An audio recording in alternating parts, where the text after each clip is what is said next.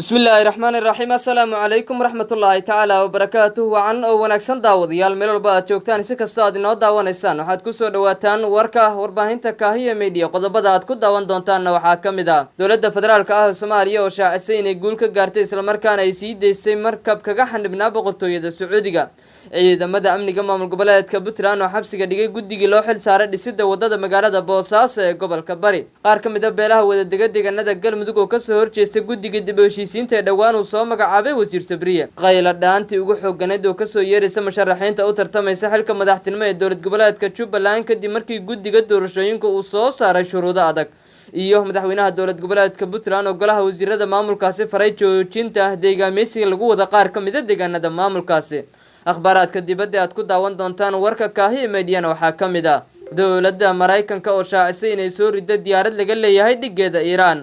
iyo in ka badan 23 arday oo isdaldalay kadib markii ay soo baxday natiijada imtixaan ay horey u galeen mar kale daawasho wanaagsan saaxiibayaal haddii aad ku cusub tahay kanalkan hamogaanin in aad saarto subscribe sidoo kalena like aad dhahdo share aad u dhahdo saaxiibada si aad ula wadaagto kusoo dhawaada saaxiibayaal qodobadii aad ka daawateen kaahiya media oo intii hore ka dhammaystiran aynu ku bilownay dowladda federaalka ah ee Soomaaliya ayaa shaacisay in la sii daayo markab laga leeyahay dalkan Soomaaliya oo ku xanibnaa boqortooyada Sacuudiga ra'iisul wasaare ku-xigeenka dalka Mahdi Maxamed Guleed Qadar oo shir jaraa'id ku qabtay xafiiskiisa ayaa waxa uu ka hadlay markab 20,000 oo arya sida kaas oo ka sharaacday dekedda magaalada Berbera isla markaana ku xanibnaa boqortooyada Sacuudi Arabiya waxa uu sheegay laga bilaabo 11 bishii Julaay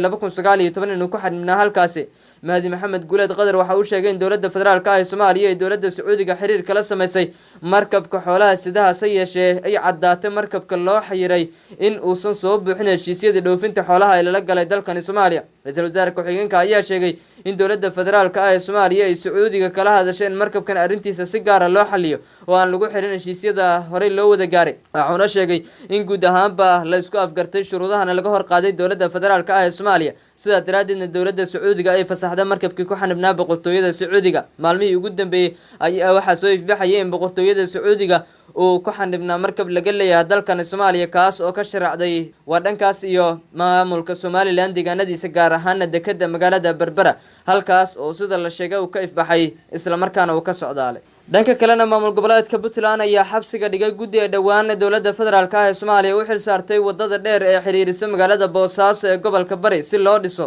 guddigan oo 3 qof ka goobnaa ayaa sida la sheegay waxa xabsiga dhigay ciidamada amniga dowlad goboleedka Puntland iyadoo uu qayb ka yahay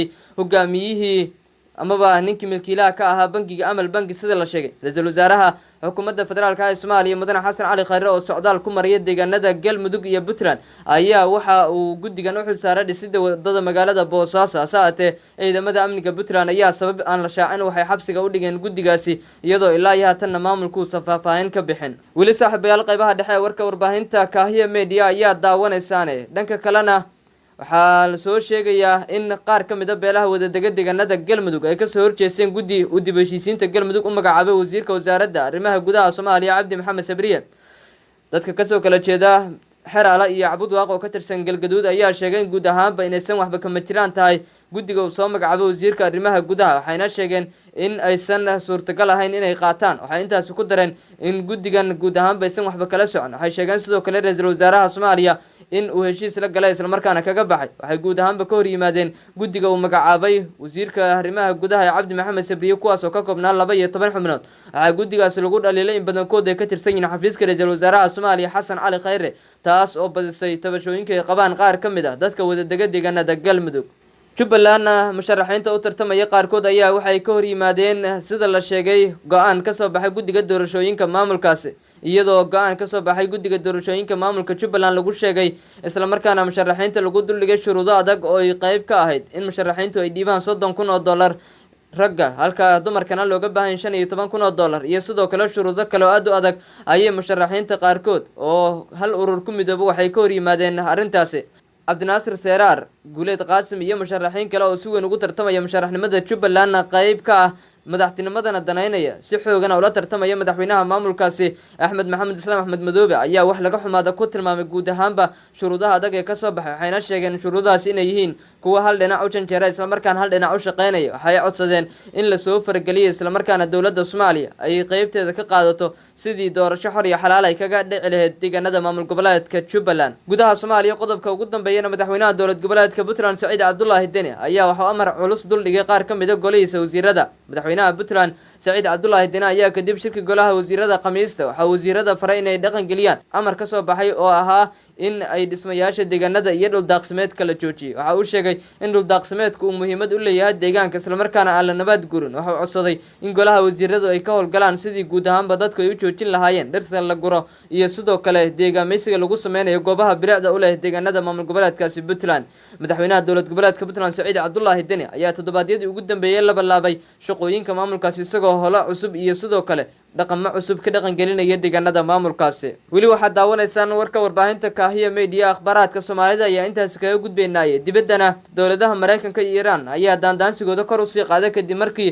dowladda Mareykanka ay dhulka soo dhigtay diyaarad laga leeyahay dhigeeda Iiraan madaxweynaha dalkaasi Mareykanka Donald Trump ayaa sheegay in ciidamada badda wadanka Mareykanka ay marinka Hormuz ku soo rideen diyaarad aanay cidna wadin oo Iiraan ay leedahay waxa uu sheegay in markabka USS Boxer uu isdifaacay Khamiistii kadib markii diyaaradda aanay cidna wadin ay u soo jirsatay kun yaardi wax ka yar Iiraan waxa ay sheegtay in aysan wax warakayn diyaaradda ayna cidna wadin wasiirka arrimaha dibadda Iiraan Javad Zarif ninka la yiraahdo waxa uu sheegay guud ahaanba in waxba kala socon diyaaradda laga rido waxay ku soo aadaysaa iyadoo Iiraan ay toddobaadyo ka hor dhulka dhigtay diyaarad nooca droneska oo laga leeyahay dhigeeda dalkaasi Mareykanka guud ahaan saaxiibayaal war wixii dalkii dibadda naga soo gaaro aad ka daawanayseen Kaahiya Media waa inaga inta aad ku maasantiin daawashadiina haddii aad ku cusub tahay kanaalkan ha mogaanin in aad saarto subscribe sidoo kale like aad dhahdo share aad u dhahdo saaxiibada si aad ula wadaagto tan iyo kulan dambe saaxiibayaal isma dhaafna nooni kulatan nabadgelyo